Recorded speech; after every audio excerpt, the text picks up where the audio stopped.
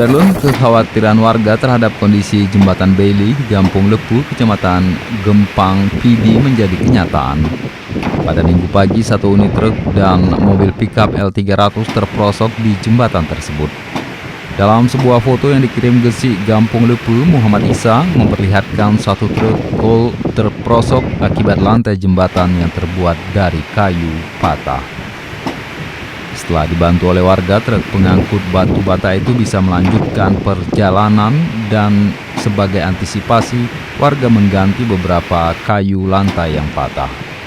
Namun pada siangnya giliran pickup L300 pengangkut barang yang terperosok.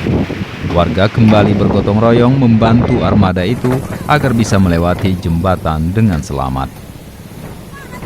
Jembatan ini juga menjadi alternatif bagi warga Lutung, Kecamatan Mane, yang kini juga menghadapi masalah dengan jembatan Lutenggok.